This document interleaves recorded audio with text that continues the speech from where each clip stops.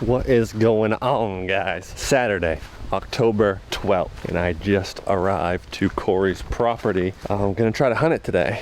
Today's missions, I guess, is I'm gonna go down. We hung a tree stand last weekend for me for bow hunting. The wind isn't good for that. So there's one hedgerow that kind of splits the cornfield and his clover field where he's been seeing some deer lately. I'm gonna try to get a ground blind popped up in that, and it's very viney and thick. So I'm hoping I can kind of get under the vines, pop the blind out, and just cut shooting lanes and not affect the deer too much. I'm not a big fan of popping up a blind and hunting it this quick, but what are you gonna do?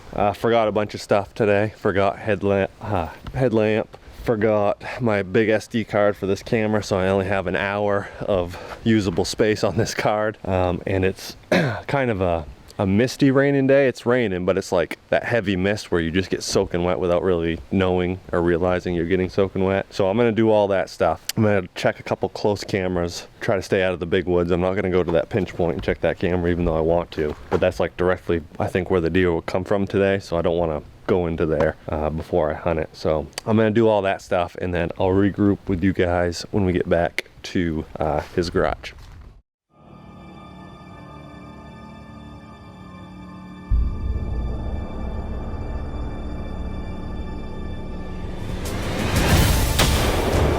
And that is a nice bear. That's a nice smallmouth, dude. There he is. I can see his rocks in there.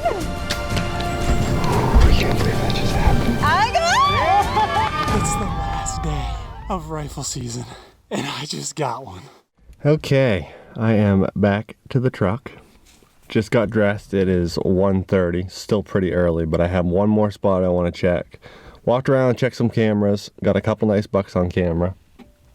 Right now I set up a ground blind like I said I was going to do. I don't love the setup, but this spot's tucked in the woods a little bit. I brushed it in a little bit just to keep it kind of natural looking. So we'll see. Got really good buck picture about 50 yards away from where this ground blind is, so hopeful for that. But I am going to check one little corner of this cut cornfield. It's supposed to mist and rain for the next 2 hours, and then it's going to actually be pretty nice. It'll still be cloudy, but it will be just cloudy instead of rain, so I'm hoping it gets the deer up and moving. I did jump one spike buck while I was going around checking trail cameras, so that was a little disappointing, but what you gonna do, you know?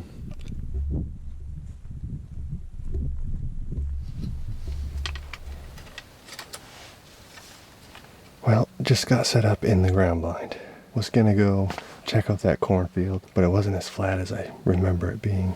There was more of a knoll in it, and once I got down to the side for the wind that I needed to get to, it didn't look very good. I couldn't see quite like I was hoping I was gonna be able to. It's gonna be a good spot next year. Once we plan it with food plots and get a tree stand up in it, it's gonna be really good, but I decided to sit the food plot and got a picture of a nice 8-point that is just around the corner, probably 50 yards from here. He was nocturnal, but that could all change. I set the blind up a little bit deeper in this cove than where the landowner kind of recommended, just because I felt like in this smaller little plot back in this corner, I'd have more chance of actually seeing the deer in daylight versus out on the mouth of it where it's big and wide and open and a lot larger food plot. So I'm eliminating a lot of areas that I was not hoping to eliminate, but just kind of is what it is. I have like one shooting lane out in front of me.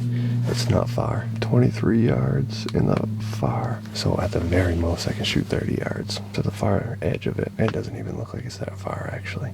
Yeah, could potentially be a good spot. This is regular archery out here. So this is my one and done tag. In Maine, you can shoot one deer, theoretically, through October with a bow, rifle season, and then you got a week or two, depending on where you live, for muzzleloader. You can fill one deer tag. That's why the expanded archery is nice, because it gets you a little bit extra hunting time and a little bit more opportunities to shoot an additional deer. So that being said, I do not need meat, as you guys know or may not know. I shot a moose this year, so I have plenty of meat. And where this is my one tag for the year and it's October 12th, probably not shooting a spike horn. Might not even shoot a 4-pointer, so it's gonna have to have some sort of a rack to it if I'm gonna shoot it in the regular hunting season zone. So I just want to see a deer feeding in the food plot. I'm sitting over clover, so clover, apple trees in front of me, beside me, and turnips just up the road here a little bit. So excited. I'm just gonna chill out and wait for deer.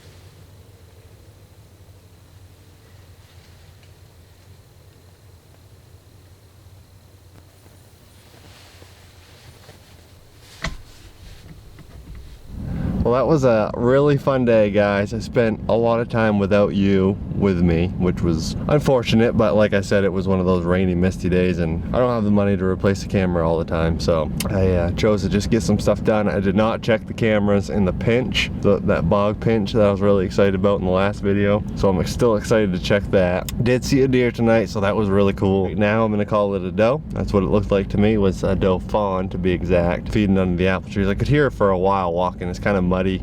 It's actually right where I set the tree stand, but the wind was wrong for it, so we would have got really good footage of her if I was in that stand. But still pretty cool first night on the new farm with Corey. Again, Corey, thank you.